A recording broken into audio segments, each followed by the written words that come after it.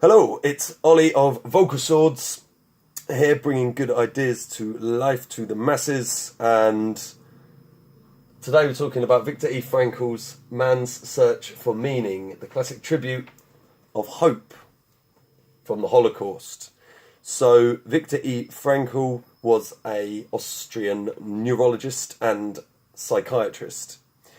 He went through the horrors of Auschwitz, Dachau, and other various concentration camps under Nazi rule. And this book is an incredible read. It's very inspirational. It's a hard read in some ways because of the horrific nature of what he went through and what his fellow prisoners went through. On the other hand, it's a very short read. It's extremely well written, and the ideas are so powerful, and the image, everything about it is compelling. So, highly recommend it. It's a relatively short book. So I just want to go through a few of the things that struck me, and I will be reading some passages because it's very difficult to kind of encapsulate some of the horrific scenes, and also some of the ideas that Frankl expresses. So, without further ado, rather than introducing himself, Gordon W. Allport, in the preface, just writes about how key the theme of existentialism is in the book. So the central theme of existentialism, which is to live is to suffer, but to survive is to find meaning in the suffering. I believe DMX uses that. If there is a purpose to life at all, there must be a purpose in the suffering and in dying.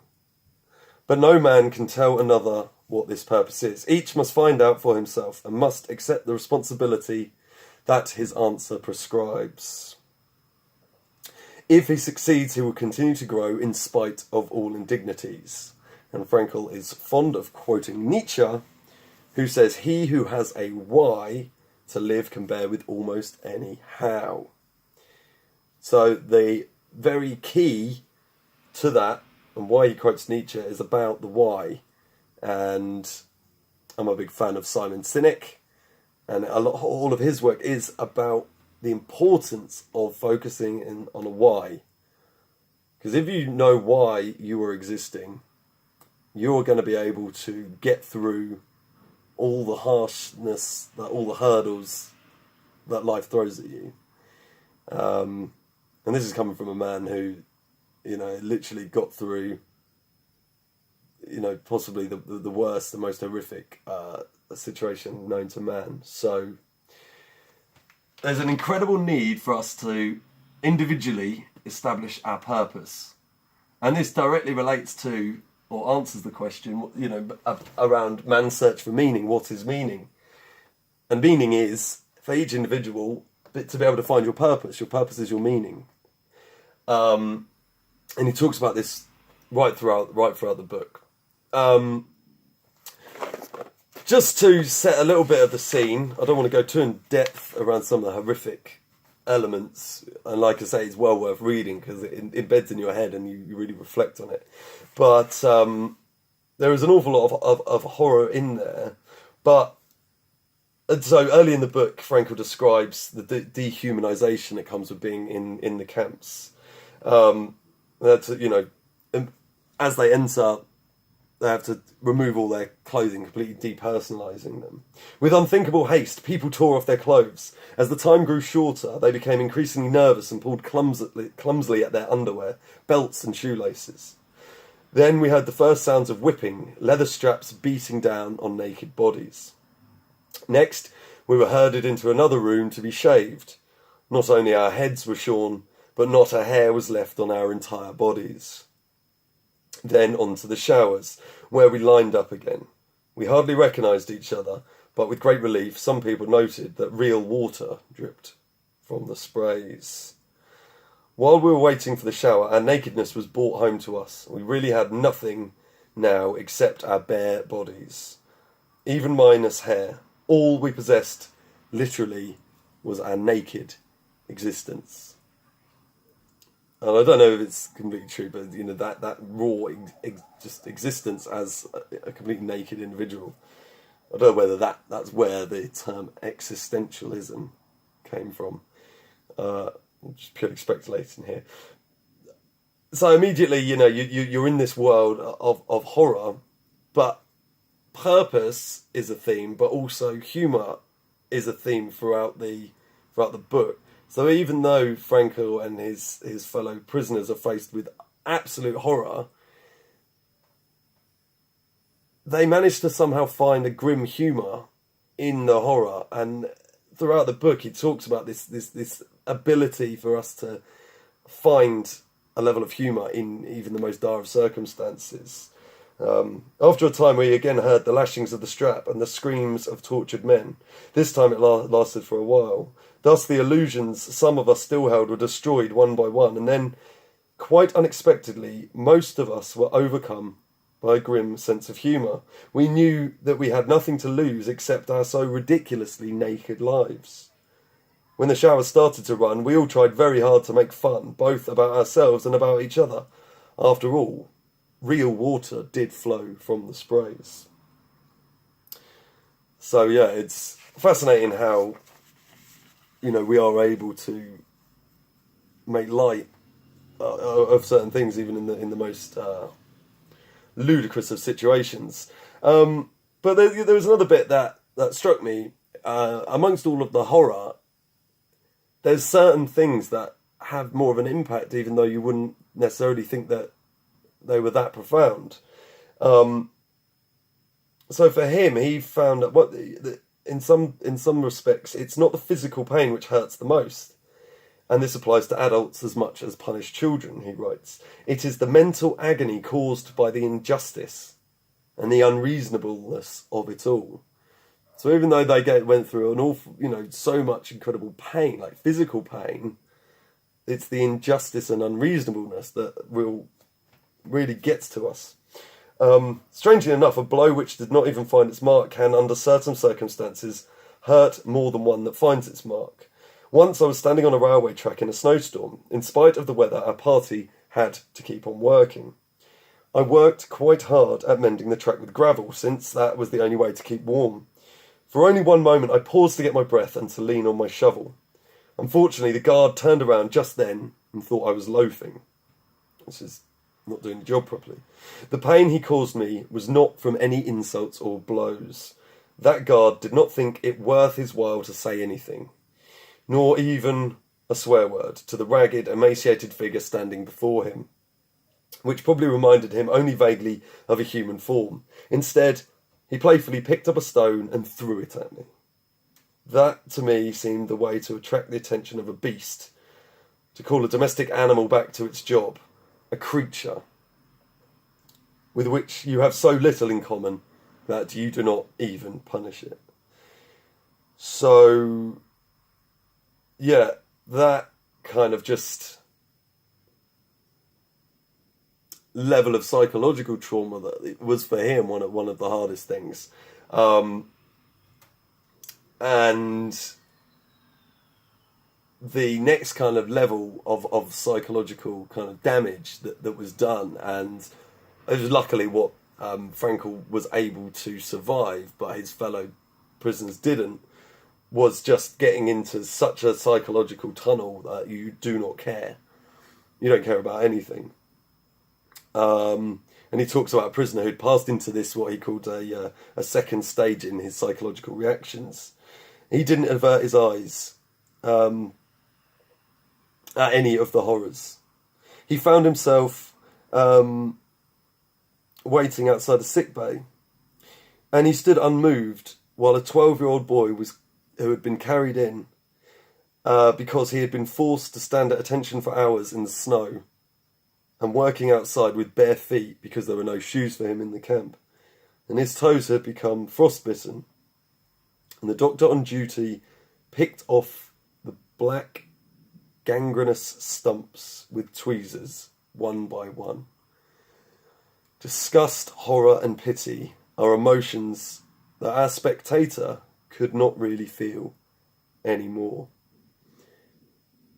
And I think for Frankl, the people who got to that level were the ones who then died. That he saw that they would shut out all emotions. They had no, psychological drive, no purpose, and very soon after, they would be the ones who would die. Would just literally lay down and die. So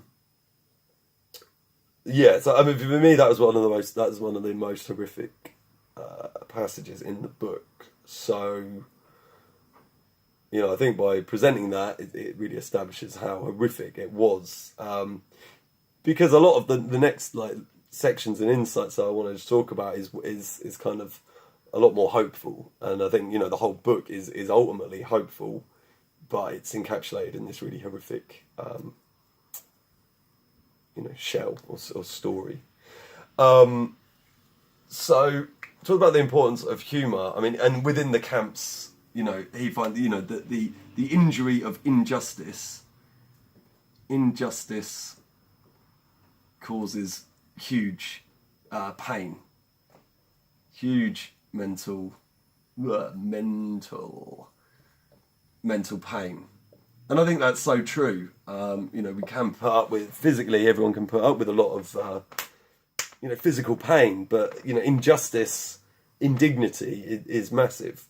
And it's also important, I guess, from especially from that last passage, that losing this purpose, losing hope in anything else, can quite quickly, especially in the concentration camps, but I think it applies on a broader sense, losing hope can equal death. So it's so fundamental for Frankl, and I think for everybody, that we have a hope in, again, whatever it is that we're looking for, that we want. And Frankl explains what he was living for. And we'll get to that shortly. So we are past that a little bit. We've got losing hope. I wanted to talk about some of the horrors of hunger, which are documented in the book, but I think we'll move on, because I think some of the grimness for I don't necessarily need to spell it out. So this is interesting. So we're looking at about humour and joy and suffering, and Frankl breaks down how suffering is relative, which is interesting, and also how joy is relative. So I'm going to read this. So the attempt to develop a sense of humour and to see things in a humorous light is some kind of a trick learned while mastering the art of living.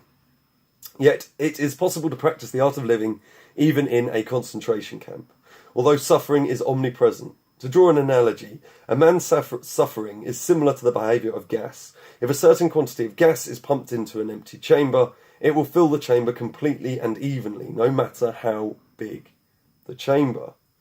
Thus, suffering completely fills the human soul and conscious mind, no matter whether the suffering is great or little. Therefore, the size of human suffering is absolutely relative. It also follows that a very trifling thing can lead to the greatest of joys. Trifling is a very small thing, if you're not sure about that word. A very trifling thing can cause the greatest of joys. Take an example, something that happened on our journey from Auschwitz to the camp affiliated with Dachau. We had all been afraid that our transport was heading for the Malthusian camp. We became more and more tense as we approached a certain bridge over the Danube, which the train would have to cross to reach Mauthausen, according to this statement of experienced travelling companions. Those who have never seen anything similar cannot possibly imagine the dance of joy performed in the carriage by the prisoners when they saw that our transport was not crossing the bridge, but was instead heading only for Dachau. Obviously one of the most notorious of the concentration camps. So, it's interesting how he talks about the relative nature of joy and suffering. Okay, now, some tips that you could kind of pick up. So, some tips that Frankl gives us. His main tip, of course, is to find your purpose in life. But an interesting one which I thought resonated with cognitive behavioural therapy in terms of separating thoughts from emotions, comes out in this package, where he's really disgusted with everything, his whole surroundings. He's just trying to deal with it. But he says I forced my thoughts to turn to another subject.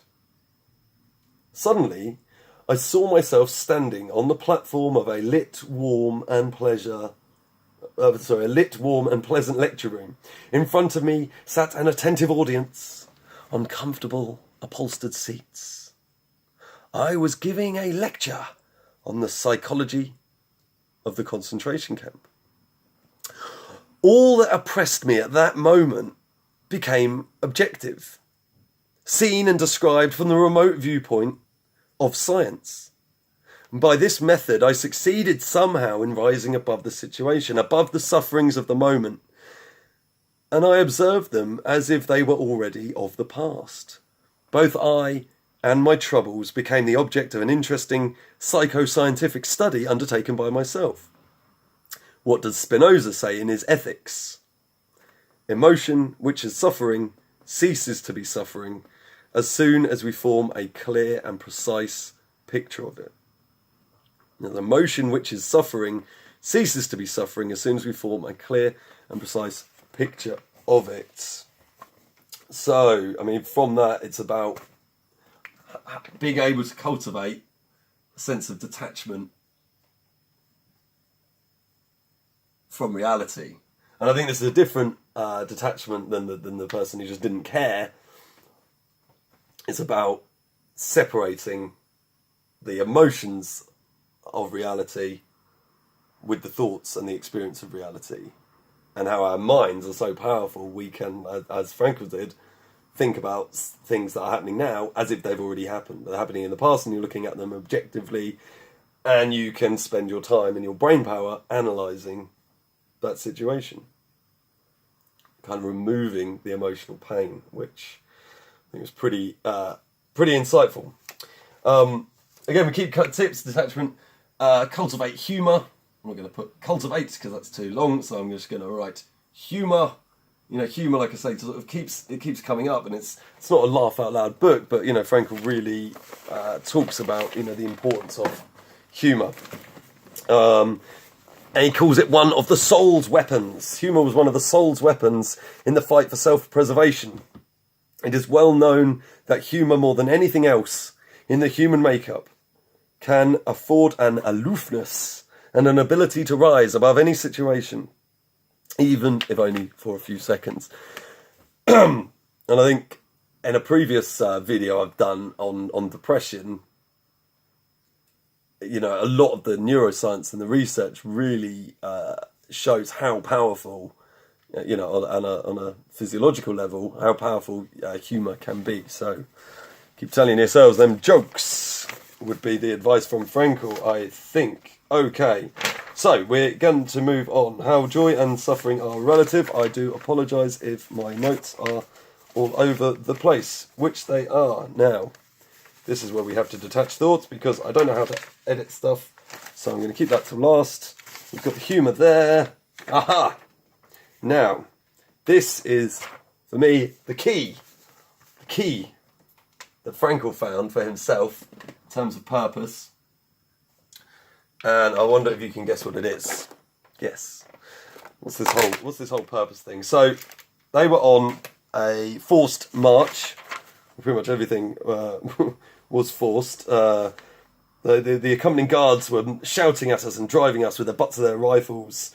They're walking with support. You've got poor feet. We stumbled for miles, slipping on ice, and nothing was said. But everyone knew that they were thinking about their loves, their wives. And in doing that, he was contemplating his wife. He's contemplating love and beauty. And he came to this conclusion. Love is the ultimate and the highest goal to which man can aspire. Then I grasped the meaning of the greatest secret that human poetry and human thought and belief have to impart. The salvation of man is through love and in love. I understood how a man who has nothing left in this world still may know bliss, be it only for a brief moment in the contemplation of his beloved. And he says, for the first time in my life, I was able to understand the meaning of the words, the angels are lost in perpetual contemplation of an infinite glory. So him, through contemplation and thought, came to the conclusion that ultimately love and the kind of eternal contemplation that we are able to make on love is one of the highest goals anyone can ever aspire to. And this is a serious, man of science. Love is the ultimate key, which I absolutely loved. So, concentrate on love, great big takeaway.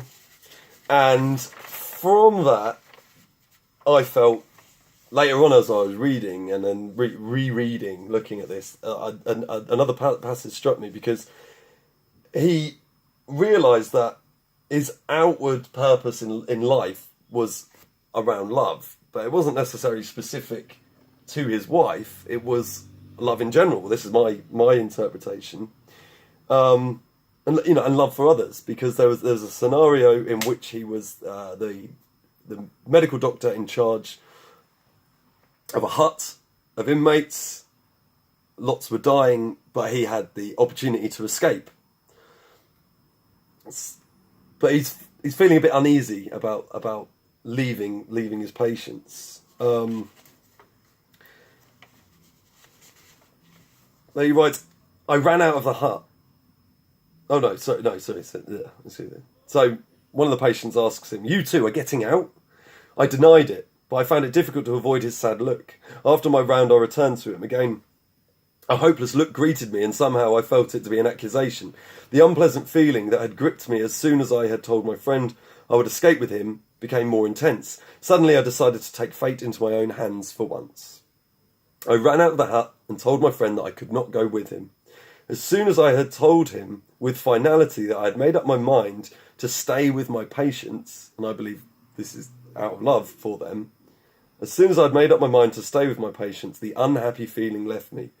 I did not know what the following days would bring, but I had gained an inward peace that I had never experienced before. I gained an inward peace I'd never experienced before. And I believe that was a manifestation of the love that he had experienced when contemplated his wife. And, in that moment, he felt, his duty, his purpose in life was to express love for humanity by caring for others.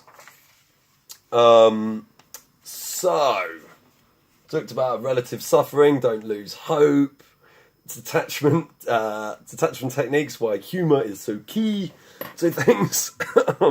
Here's a funny thing, I should have started doing this talk with a pint of water, but I decided so I finish. So, and how important love is, and for me, how I feel he expressed love through that action in staying with his patients. And from him, he wants to really press home the point that there's always hope.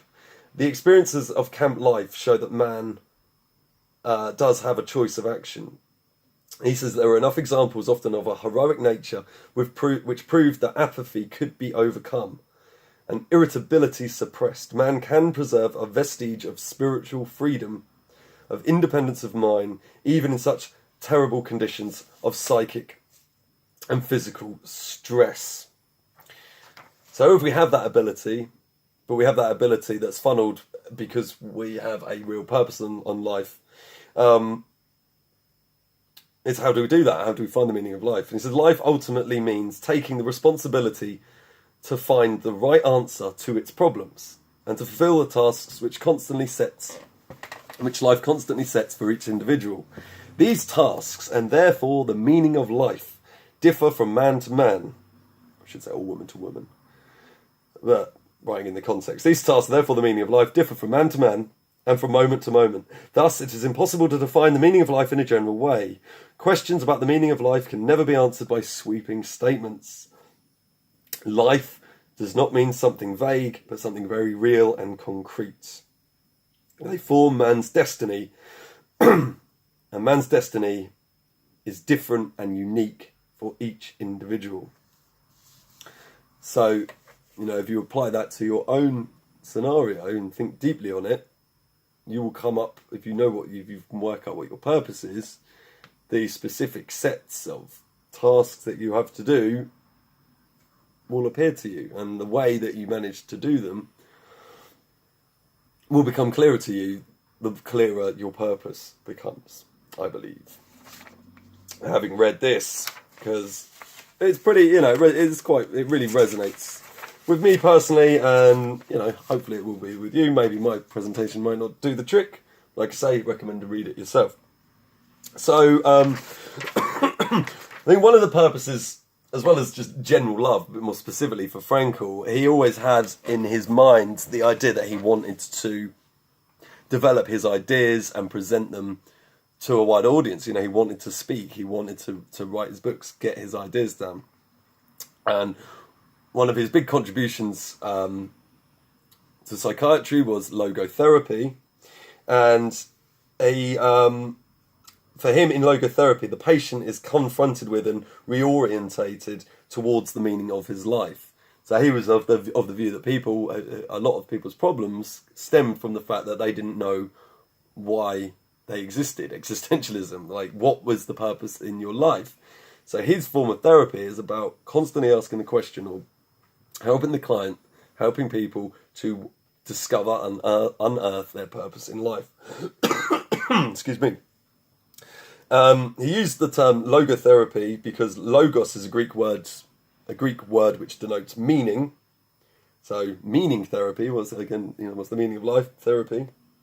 Logotherapy, or as it has been called by some authors, the Third Viennese School of Psychotherapy, focuses on the meaning of human existence, as well as on man's search for such a meaning. According to logotherapy, this striving to find a meaning in one's life is the primary motivational force in a man. And I find that very powerful, especially I've worked, a lot of my educational work is around motivation, what motivates things and what motivates people, and in general terms, like, the small dopamine hits in your brain, and there's lots of, reward-seeking behaviours that we do.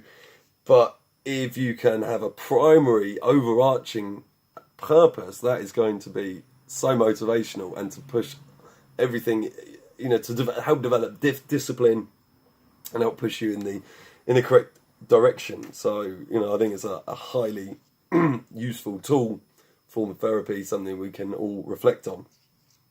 Logotherapy regards its assignment as that of assisting the patient to find meaning in his life. Okay, so, and when he's talking about finding meaning in life, he does think it's important, and it's in some ways different to just like solving the problems and allowing the mind to be totally at ease, because he does stress that there is an element of tension that comes from having a purpose.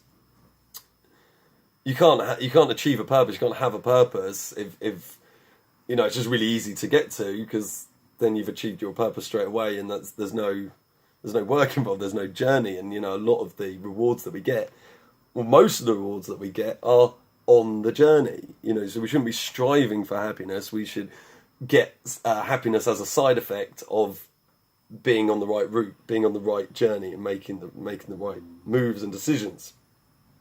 So it just talks a little bit about that tension. It can be seen that mental health is based on a certain degree of tension.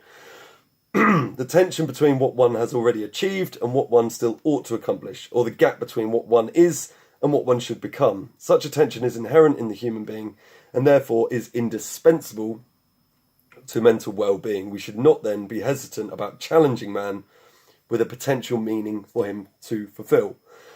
I think that's a good point, because sometimes it can be a bit heavy to be going, what's the meaning of your life? What are you here for? It's like, oh, that's quite challenging. It's like, well, it is quite challenging, but our brains and the way we operate, we need a challenge to exist. And like I say, if we don't have a challenge, we don't have a purpose, and you lose hope. And you don't want that consequence, ultimately. So he says, if therapists wish to foster their patients' mental health, they should not be afraid to create a sound amount of tension through a reorientation towards the meaning of one's life. Okay. Again, he stresses the meaning of life differs from man to man, from day to day, and also from hour to hour.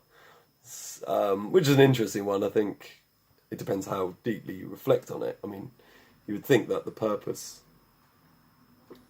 doesn't change that much, but, again, he says, it can change from hour to hour. So, hey, what can you do? But everyone has his own specific vocation or mission in life to carry out a concrete assignment. So this is why it could change, especially if you've achieved it. It might change, or you might decide, I need to change what my mission is, but ultimately you've got to think hard on it. Everyone has his own specific vocation or mission in life to carry out a concrete assignment which demands fulfillment. Therein he cannot be replaced, nor can his life be repeated. Thus everyone's task is as unique as is his specific opportunity to implement it.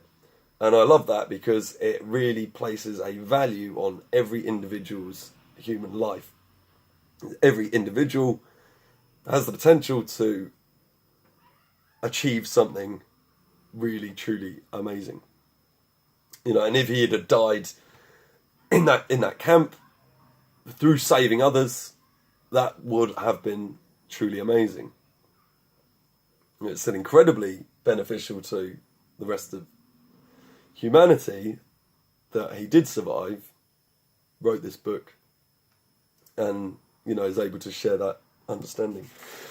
Okay, that's pretty much it. I'm just going to wrap up with one of his final thoughts, not his, but just around predetermination, because some people argue structure and agency. And a lot of time us humans, we're so kind of born into a certain life and we live in a certain way, we're institutionalized, that really we don't have much freedom.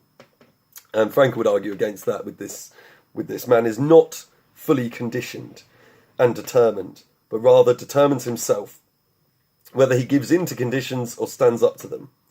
In other words, man is ultimately self-determining. Man does not simply exist, but always decides what his existence will be, what he will become in the next moment. By the same token, every human being has the freedom to change in an instant. Just like bam. And I learned a tip from a Tom Bilyeu video, I believe, one of his guests. It was like, whenever they're in a funk and they needed some motivation, they would just go 5, 4, 3, 2, 1. In an instant. Every human free to change. Do what you need to do, follow your life course. So, this has been Man's Search for Meaning by Viktor E. Frankl. Check us out on Vocal Swords. Trying to improve education and the world through sharing good ideas. I've copied that from many different places. And I really need a drink of water. So thanks so much for watching. And take care. Please add any comments. And the next one I do, I will try to improve. No, it's been a long one. So thanks for sticking with it. Peace.